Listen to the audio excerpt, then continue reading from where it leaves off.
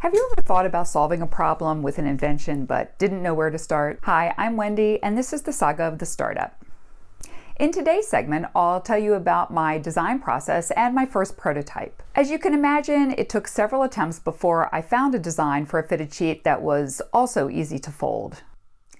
My first thought was to replace the corner seams with zippers, but after doing that, I realized this only exacerbated the problem because now each of the four sides had its own segment of elastic and the sheet was cinching together in the middle of each side.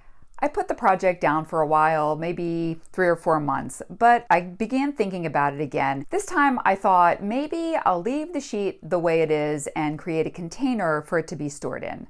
I figured at least my sheets wouldn't look so messy in the closet and the stacks wouldn't be leaning to the right or to the left. I thought of putting a window in the front of the box so that you could see the sheet pattern and tell which sheet was in which box. And I guess you could say I came up with a very rough prototype. But as I was doing that, I realized that my current messy method of folding a fitted sheet, the boxes were going to have to be fairly deep, which meant they would take up a lot of space in the closet. And I also just thought they'd look strange next to the stacks of linen. As you can tell, I was not sold on this idea. In my third attempt, I ended up going back to the idea of using zippers to open the corner pockets, but I still didn't know what I was going to do with the elastic. After trying to find a better way or a better solution, I just gave in and realized I was going to have to get rid of the elastic altogether, or at least when the elastic wasn't needed, like when the sheet was in the flat form. I figured the only way to do this was by allowing it to shrink back into the casing.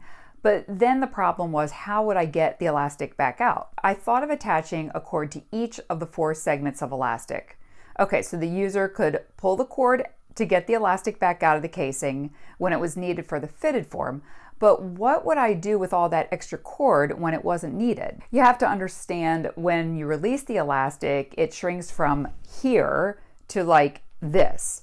And then when it's pulled back out, you pull it out, but then you've got this much of the nylon cord, which is 51 inches for a king size sheet. That's 51 inches on each side. So I thought of winding the extra cord around a spindle and putting it in a little pocket on the underside of the sheet. If you'd like to hear more about how I refine my design, then I hope you'll watch my next segment of the Saga of the Startup. Bye!